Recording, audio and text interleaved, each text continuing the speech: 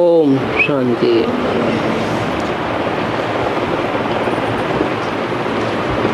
वाणी चल रही थी 25 अगस्त 1968। दूसरे पेज के मध्यांत में बात चल रही थी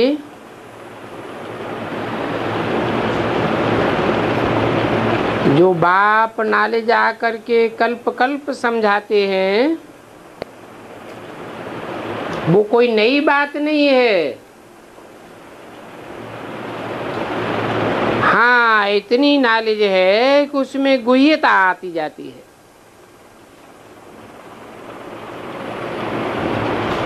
बाप कहते हैं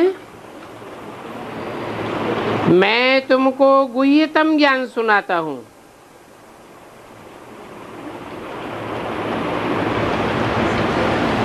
जैसे मनुष्यों की लिखी हुई गीता में कहा है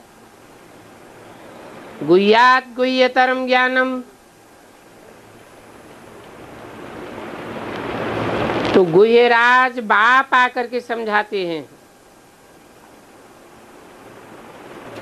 आत्मा की ही समझाने देखो अभी तुमको कैसे मिलती है। इतनी छोटी सी पिचकरी आत्मा, उसमें इतना 84 जन्मों का पार्ट भरा हुआ है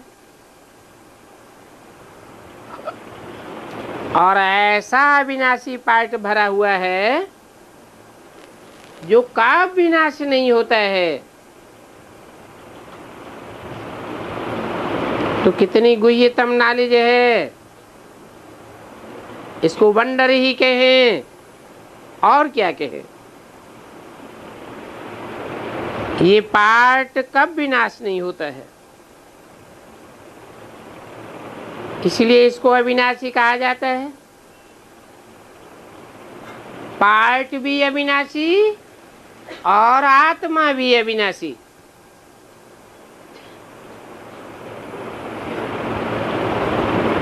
आत्मा ही 84 जन्म भोगती है। आत्मा ही बुलाती है कि हे फलाने इधर आओ। आत्मा नहीं, कानों द्वारा सुनो। तो बाप कहते हैं अपन को आत्मा समझो। तुम आत्मा यहाँ आकर के पार्ट बजाती हो शरीर द्वारा। वहां तो न शरीर होते हैं और ना आत्मा का कोई पार्ट चलता है। यहाँ शरीर है तो पार्ट भी चलता है। शरीर से आत्मा अलग हो जाती है तो फिर कोई जवाब नहीं मिलता।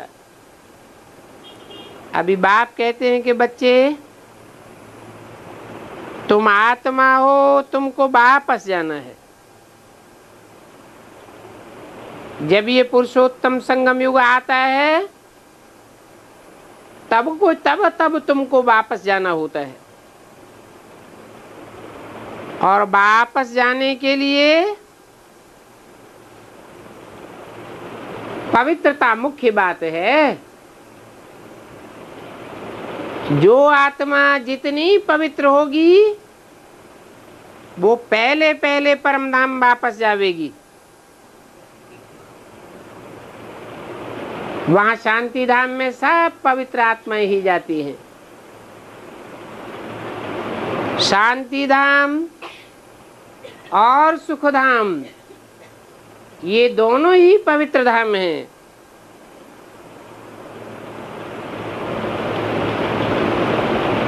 वहां उत्तरोत्तर पवित्र आत्माएं ही पहले जाती हैं। शांति धाम में भी पवित्र आत्मा ही जाती है। वहां शरीर नहीं होते हैं।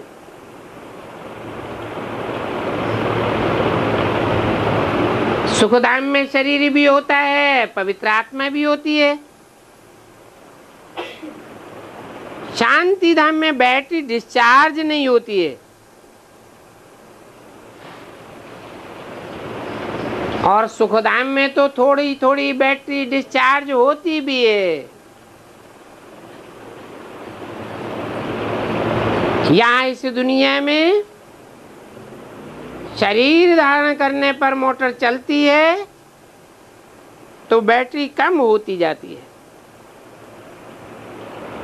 मोटर नहीं चलेगी तो बैटरी कम नहीं होगी।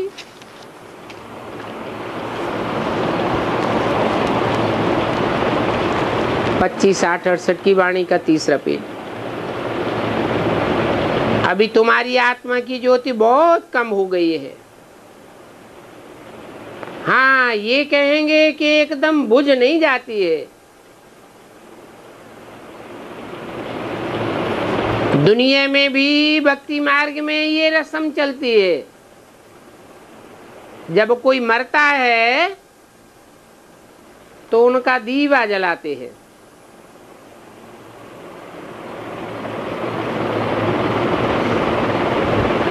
फिर उस दीवे की बहुत संभाल करते हैं। आत्मा की ज्योति कब बुझती नहीं है, वो तो अविनाशी है।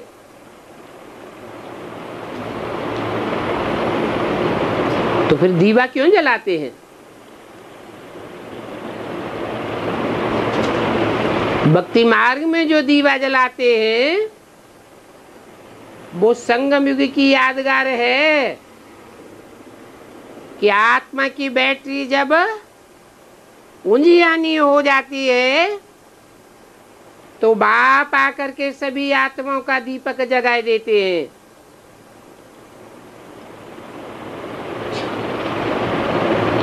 और इन दीपकों की बहुत संभाल की जाती है।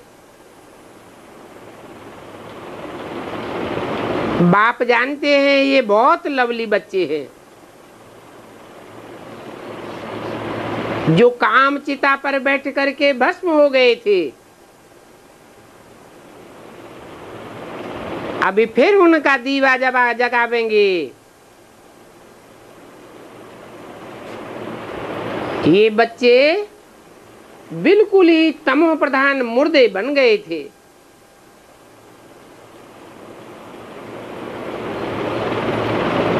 इतने मुर्दे बन गए कि कोई भी बाप को जानते ही नहीं।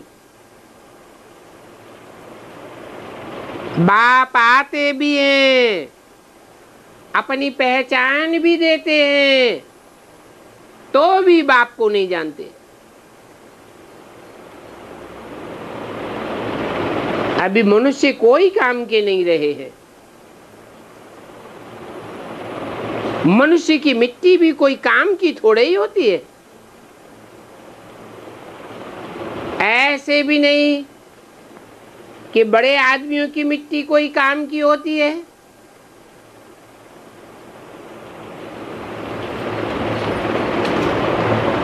नहीं, गरीबों की भी मिट्टी कोई काम की नहीं। मिट्टी तो मिट्टी में मिल जाती है। फिर कल भल कोई बड़ा आदमी हो या छोटा आदमी हो, आत्मा चली जाती है तो मिट्टी को जला देते हैं। कोई तो फिर कब्र में बंद करते हैं, मिट्टी में दाब देते हैं। कौन? हिंदुओं में जलाते हैं और मुसलमानों में मिट्टी में दबाए देते हैं। ऐसे क्यों करते हैं?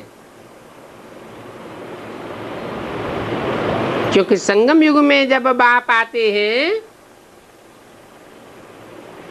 तो जो देवी देवता सनातन धर्म के बच्चे हैं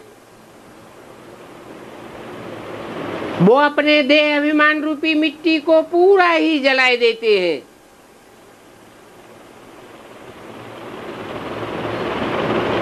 और नई दुनिया में जाते हैं। इस्लाम धर्म आदि दूसरे धर्म की जो आत्माएं हैं वो अपने देह अभिमान की मिट्टी को पूरा जलाए नहीं पाती। इसलिए उनके धर्म में ये परंपरा चली आ रही है कि वो अपनी मिट्टी को मिट्टी में दबा देते हैं, कब्र दाखिल करते हैं। जो पारसी लोग होते हैं वो कुएं पर रख देते हैं ताकि पक्षी लोग आकर के मांस खा जाएं। उनका मांस भी काम में आ जाए, बाकी हड्डियां जाकर नीचे पड़ती हैं, वो भी काम में आ जाती है, खाद बन जाती है। तो देखो, हर एक धर्म की अपनी अपनी रस्म है।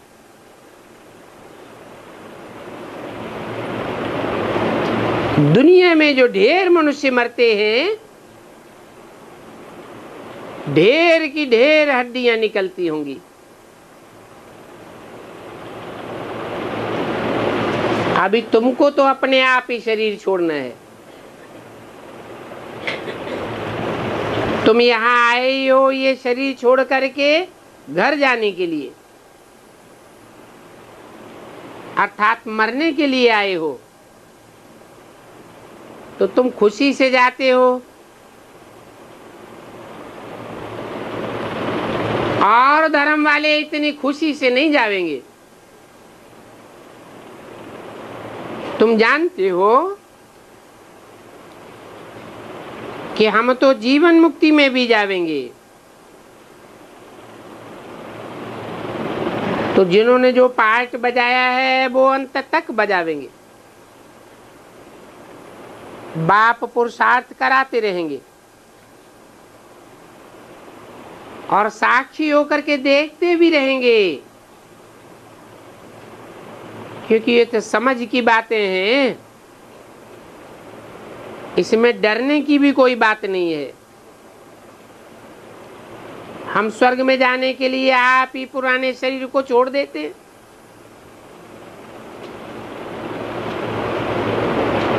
पुराना शरीर छोड़ते हैं तो जरूर स्वधर्म में स्थित हो जाते हैं।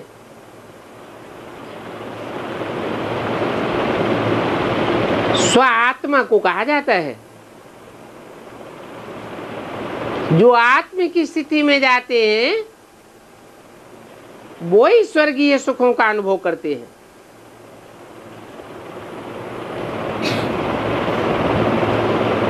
तो बच्चों को बाप को याद करते रहना है ताकि अंत मते सो गति हो जावे। इसी बात में मेहनत है, और हर एक बच्चे की पढ़ाई में मेहनत लगती है। भगवान को आकर के पढ़ाना जरूरी है।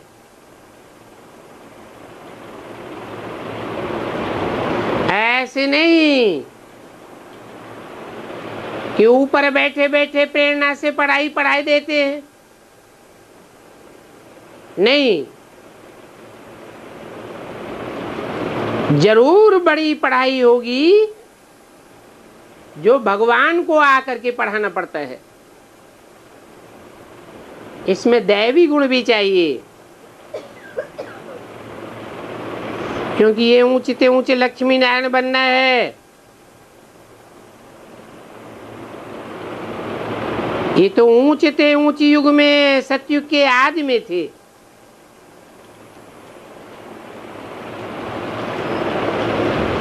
तुम भी सतयुगी देवता बनने आए हो, तो तुम्हारी एम ऑब्जेक्ट कितनी ऊंची है। त्रिमूर्ति में क्लियर है, क्योंकि अगर ये ब्रह्मा विष्णु आदि के चित्र न होते तो समझाते भी कैसे। ये भी जानते हो कि ब्रह्मा सो विष्णु बनता है। कौन से युग में? संगम युग में। और विष्णु सो ब्रह्मा बनने में 5000 वर्ष लग जाते हैं। ब्रह्मा की 8 भुजाएं, 10 भुजाएं, 100 भुजाएं, 1000 भुजाएं भी दिखाते हैं, क्योंकि ब्रह्मा के ही इतने सहयोगी बच्चे बनते हैं। कितने ढेर के ढेर बच्चे हो जाते हैं। तो उन्होंने फिर अनेक भुजाओं वाला चित्र बना दिया है। बाकी ऐसे नहीं कोई मनुष्य इतनी भुजाओं वाला होता है। रावण के 10 सिरों का भी अर्थ है।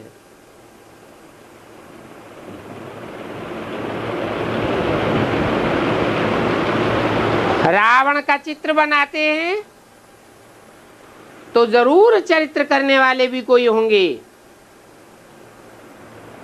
10 चेहरे दिखाए हैं।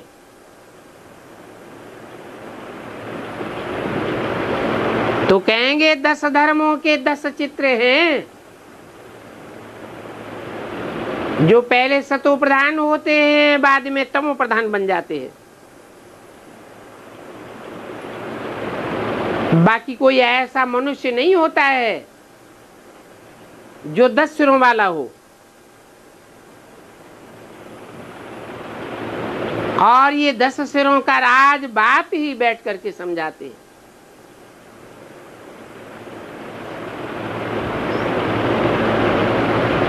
पांच विकार पुरुष के और 5 विकार स्त्री के। स्त्री का नाम शास्त्रों में क्या दिया है?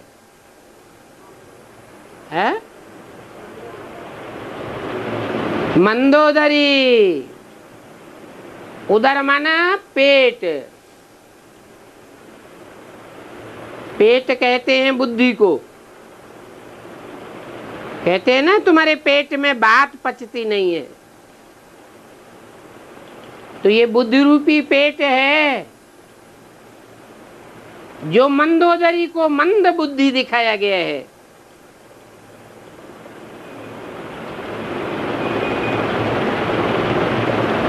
ये प्रकृति के 5 सिर हैं। प्रकृति माता होती है, मंद बुद्धि दिखाई गई है, इसलिए प्रकृति को जड़ कहते हैं। पुरुष आत्मा को चैतन्य कहा जाता है।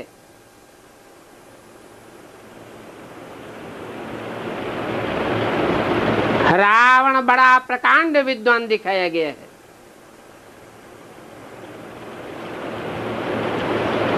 परंतु विकारी होने के कारण वो विकारी बुद्धि किसी काम की नहीं रहती।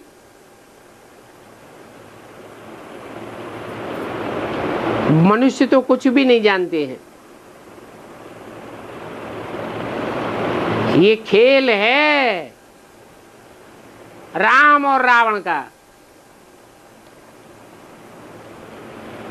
सत्युग आदि में होता है राम राज्य, कलयुग अंत में वही राम रावण बन जाता है, कृष्ण कंस बन जाता है। आदि में होती है सतो प्रधान स्टेज और अंत में होती है तमो प्रधान स्टेज।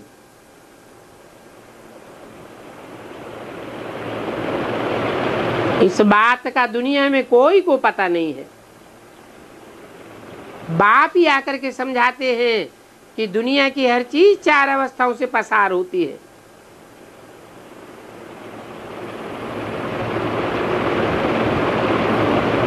ये मनुष्य सृष्टि रूपी ड्रामा भी कब से शुरू हुआ?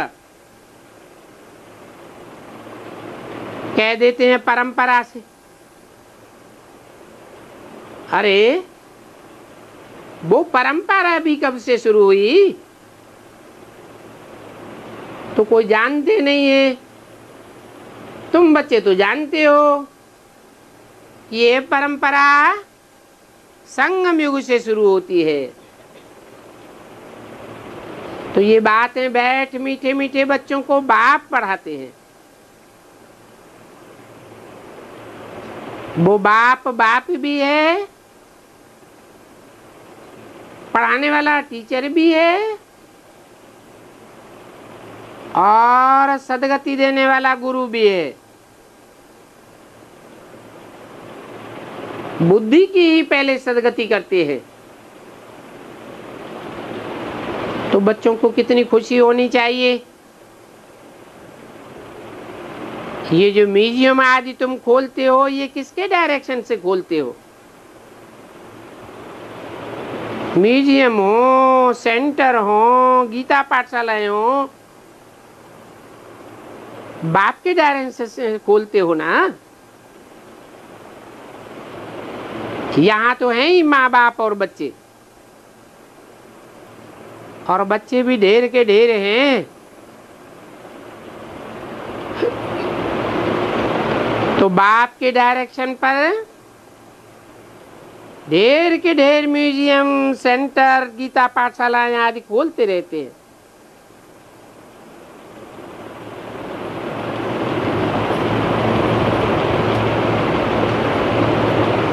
इन सब को क्या देखना?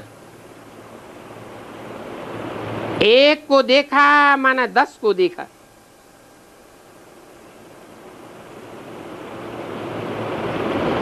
हाँ, गीता पाठशाला हो, सेंटर हो, म्यूजियम हो, इनकी इम्प्रूवमेंट करते जाते हैं।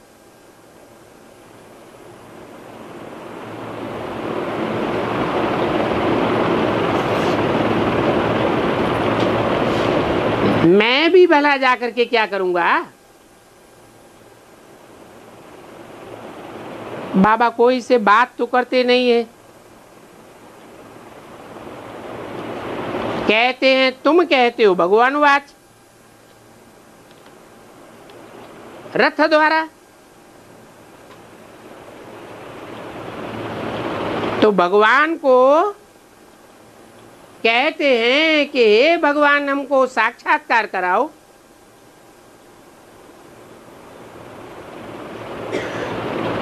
अरे तुम साक्षात्कार क्या करेंगे? तुमने अपनी आत्मा का साक्षात्कार किया है, और आत्मा का भी क्या साक्षात्कार करेंगे? आत्मा तो इतनी छोटी बिंदी है कि ना आंखों से देख भी नहीं सकते हैं। आत्माओं का बाप परमपिता परमात्मा भी छोटी बिंदी है, तो उनका तुम क्या साक्षात्कार करेंगे?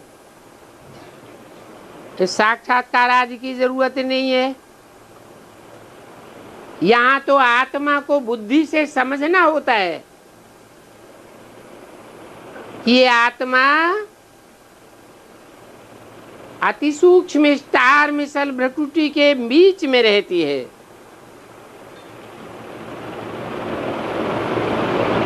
जिसके आधार पर ये इतना बड़ा दुम्ब, जिसे शरीर कहा जाता है, चलता रहता है, और आत्मा अपना पार्ट बजाती रहती है।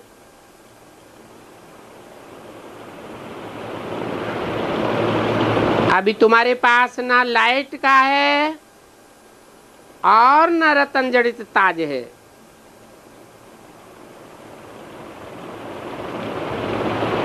दोनों ही ताज लेने के लिए तुम अभी पुरुषार्थ कर रहे हो।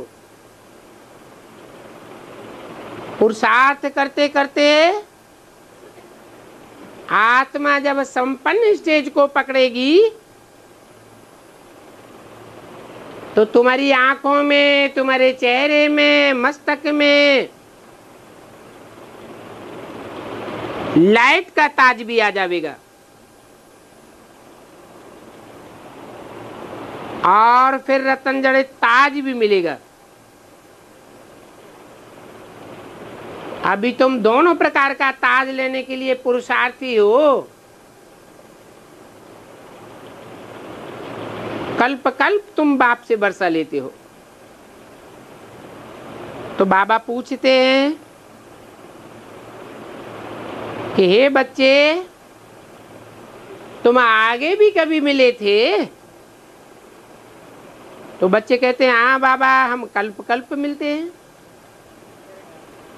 क्यों मिलते हो? मिलते हैं लक्ष्मी नारायण जैसा बनने के लिए। बस सभी बच्चे एक ही बात बोलेंगे। बाप कहते हैं तुम तो 100 बात बोलते हो। अभी फिर से पुरुषार्थ करो। जो जितना पुरुषार्थ करेंगे उतना नर से नारायण और नारी से लक्ष्मी जैसा बनेंगे।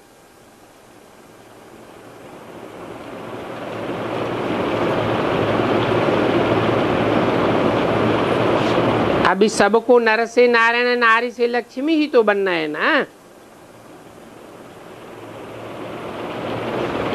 फिर बाप कहते हैं प्रजा भी चाहिए।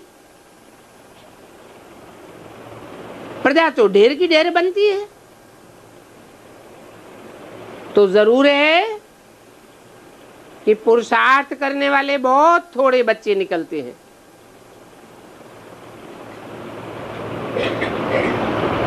कथा भी घर घर में भक्ति मार्ग में सत्यनारायण की होती है। सतयुग में तो 8 नारायण होते हैं, परंतु कथा एक ही लक्ष्मी नारायण की गाई जाती है। समझा जाता है कि नारायण है तो जरूर लक्ष्मी भी होगी। बाकी अलग से नाम लक्ष्मी का नहीं देते हैं। नाम किसका देते हैं? नारायण का नाम देते हैं। तो वो लोग कथा तो सुनते हैं, परंतु बुद्धि में कुछ भी नहीं बैठता है। क्योंकि कथा सुनाने वाले सत्यनारायण की कथा ही नहीं सुनाते हैं। लीलावती, लकड़हारा, ऐसी ऐसी कथाएं सुनाते रहते हैं। अभी तुम बच्चे तो सत्यनारायण की सच्ची सच्ची कथा सुनते हो।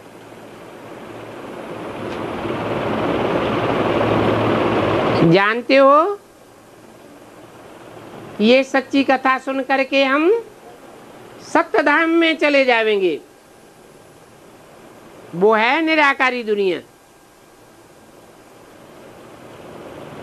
निराकारी दुनिया में तुम आत्मा सच्ची स्टेज में जाकर के बैठेंगे।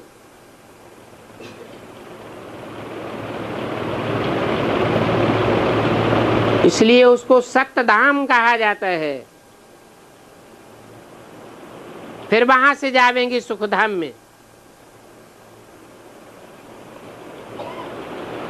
और सुखधाम में ले जाने वाला भी एक ही बाप है। वो कौन सा बाप है? हैं? जो सुखधाम में ले जाता है। आत्माओं का बाप तो परमधाम में ही बैठ जाता है। फिर सुखधाम में कौन सा ले जाता है? जरूर कहेंगे कि मनुष्य सृष्टि का ही बाप है, जो हमको शांति धाम से सुखधाम भी ले जाता है और इस दुख धाम से छुड़ाकर शांति धाम भी ले जाता है। सन्यासी तो सिर्फ शांति धाम तक ही जाने की शिक्षा देते हैं।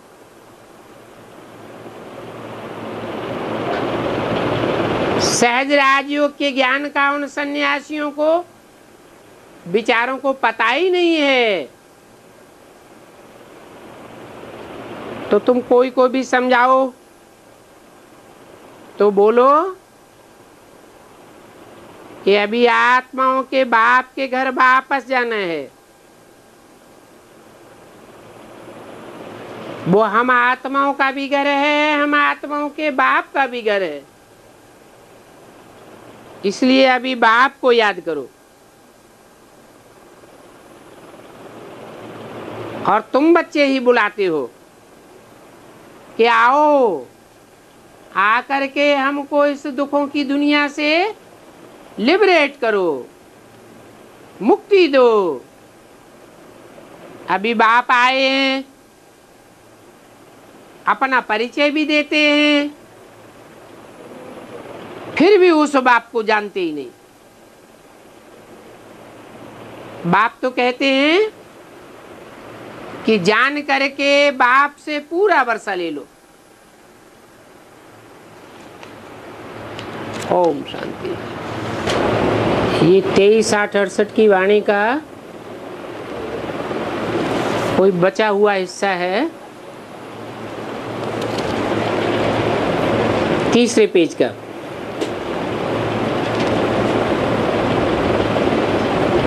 हर 5000 वर्ष के बाद तुम बच्चों को बेहद का सुख मिलता है।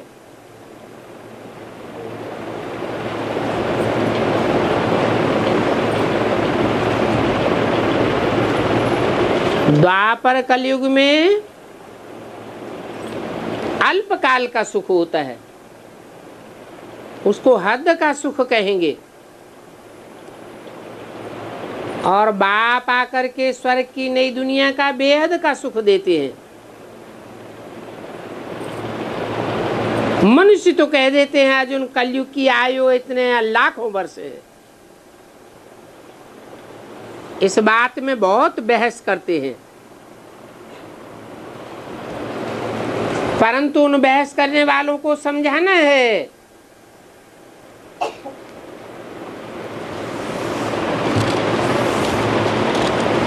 इस दुनिया में दिन और रात दोनों ही होते हैं।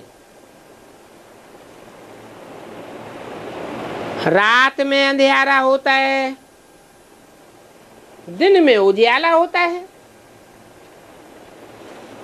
रात में ठोकरें खानी पड़ती हैं, दिखाई नहीं पड़ता है।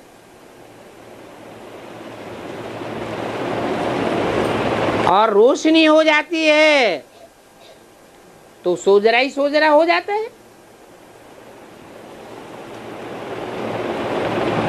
तो ये मनुष्य सृष्टि ड्रामा भी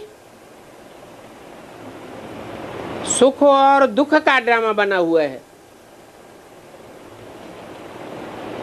सुख होता है सोजरे से। सोजरा ज्ञान को कहा जाता है। ज्ञान की रोशनी को कहा जाता है। भगवान बाप ज्ञान सूर्य के मुवाफिक अज्ञान का अंधकार दूर कर देते हैं। आत्मा को ज्ञान मिलता है तो सुख का रास्ता मिल जाता है। सुख की दुनिया को स्वर्ग कहा जाता है। नाम ही है स्वर्ग। स्वर्ग अर्थात स्वस्थिति में गया हुआ। ये स्वस्थिति की पहचान बाप ही आकर के देते हैं। वो बाप सदैव ही स्वस्थिति में रहने वाला है। और जो भी आत्माएं हैं वो सदैव स्वस्थिति में रहने वाली नहीं है। इसलिए जन्म मरण के चक्र में आती है। जन्म मरण के चक्र में आने के कारण ज्ञान को भूल जाती है। आदि मध्य अंत को भूल जाती है।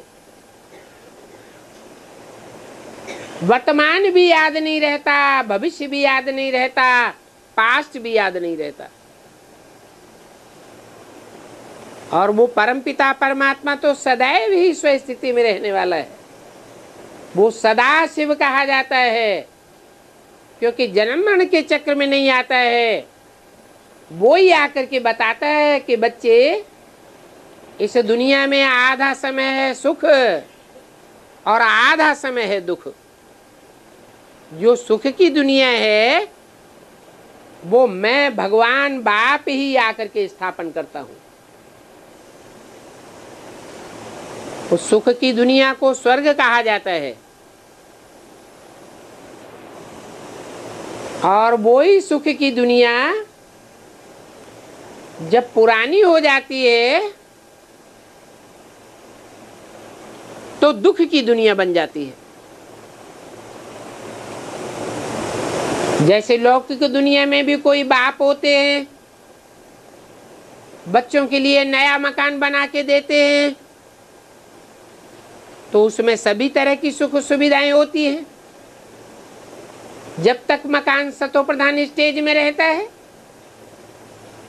फिर जब मकान पुराना होता है, टूट फूट होने लगती है, तो दुखदाई हो जाता है। तो ऐसे ही ये दुनिया भी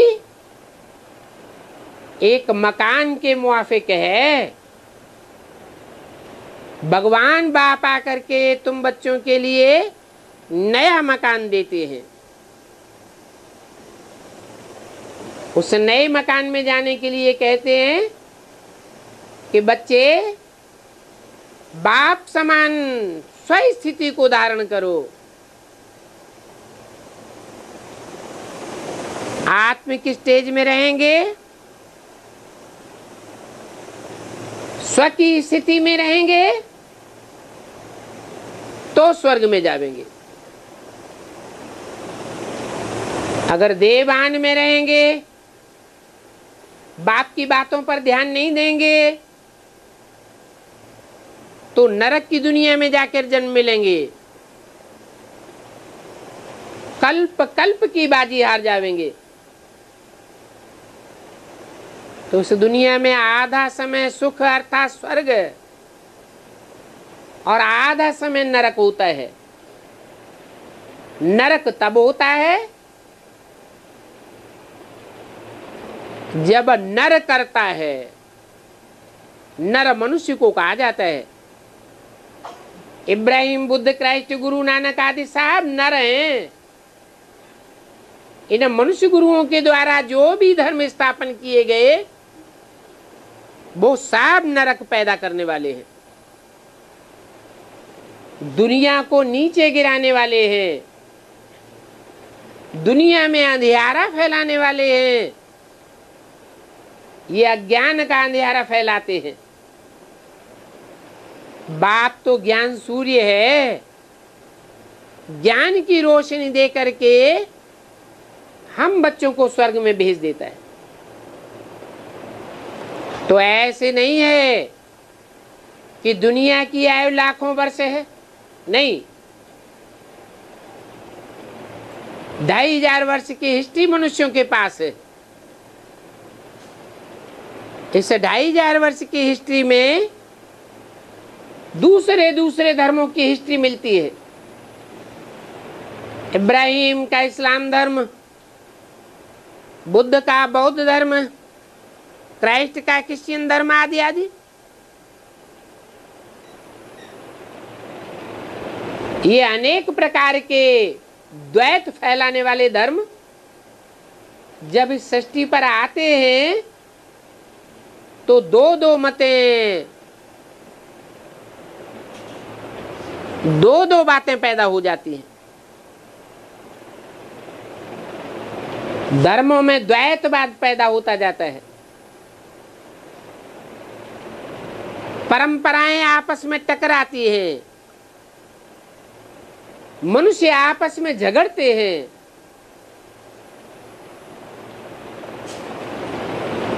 राज्यों की आपस में टक्कर होती है। एक कुल दूसरे पर हमला करता है तो दुनिया में दुख पैदा हो जाता है।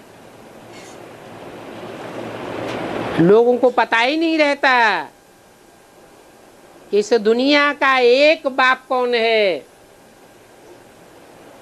जो भाईचारा पैदा कर सके। तो ये 2500 वर्ष की जो मनुष्यों की पैदा की हुई दुनिया है,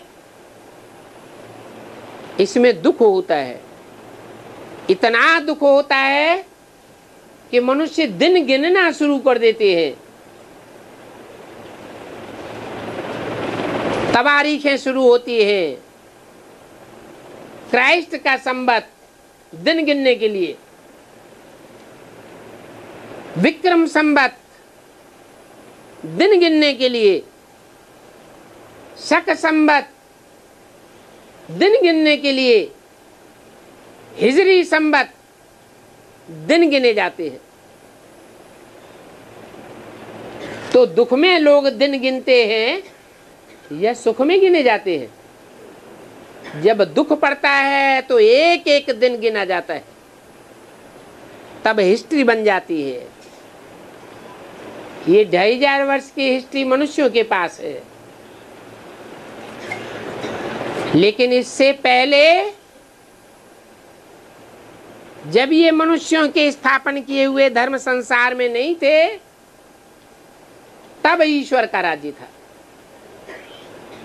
वहां ईश्वर कोई राज्य नहीं करता है, लेकिन ईश्वर का स्थापन किया हुआ राज्य होता है, जहां देवताएं राज्य करते हैं। वो सुख का राज्य होता है। वहां कोई भी दिन नहीं गिनता, समय की वहां गिनती नहीं होती है। वो भी 2500 साल का है।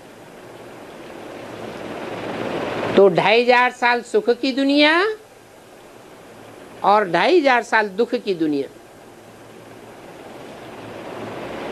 ये सुख दुख का खेल है। इसमें बहस करने की बात नहीं है कि शास्त्रों में तो ऐसे लिखा हुआ है। बोलो, शास्त्र तो मनुष्यों के लिखे हुए हैं और मनुष्य सब विकारी होते हैं। विकारी बुद्धि के होने के कारण मनुष्यों का मन चंचल होता है, चलायमान होता है। जो भी मनन चिंतन करते हैं, गड्ढे में जाने के लिए करते हैं। आज मनुष्यों का मनन चिंतन इतना तामसी हो गया कि जिस दुनिया में बैठे हैं उस दुनिया को भस्म करने के लिए एटम बम बनाए हुए हैं। ऐसी तामसी बुद्धि बन जाती है। तो ये ड्रामा का राज समझाना पड़ता है। अगर कोई नहीं समझते हैं तो छोड़ दो। आगे चल करके जब भूकंप आवेंगे, बम फटेंगे, तो आप ही समझ जावेंगे। उस समय बाप का परिचय देने से भी एक्यूरेट समझ जावेंगे। समझेंगे कि सुप्रीम बाप का स्वर्ग का वर्षा है और इब्राहिम, बुद्ध, क्राइस्ट आदि गुरु जो मनुष्य गुरु हैं, उनका नरक का वर्षा है। पहले भारत में स्वर्ग था, पैराडाइज था, अभी नहीं है। अभी भारत में भी रौरव नरक है। पहले भारत में जब स्वर्ग था तो देवी देवताओं का राज्य था। अभी उन देवी देवताओं का राज्य नहीं है। अभी फिर से स्थापन हो रहा है। ये हिस्ट्री, ज्योग्राफी रिपीट होती रहती है। स्वर्ग से नरक, नरक से स्वर्ग। इन बातों को समझाने के लिए ये गोला और झाड़ का चित्र मुख्य है। जो यूरोपियन लोग होंगे वो भी इन चित्रों से समझ जाएंगे, उनकी बुद्धि में भी आवेगा कि हम तो पैराडाइज में आ नहीं सकेंगे। भले पैराडाइज था और वो पैराडाइज योग बल से स्थापन हुआ था।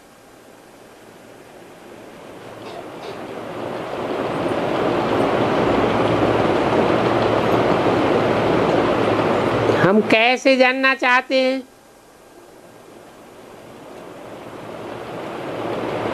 वो तुम भी आकर के समझो। भारत का प्राचीन राजयोग जिससे भारत पैराडाइज बना, वो प्राचीन राजयोग यहाँ भी समझाया जाता है, सिखाया जाता है।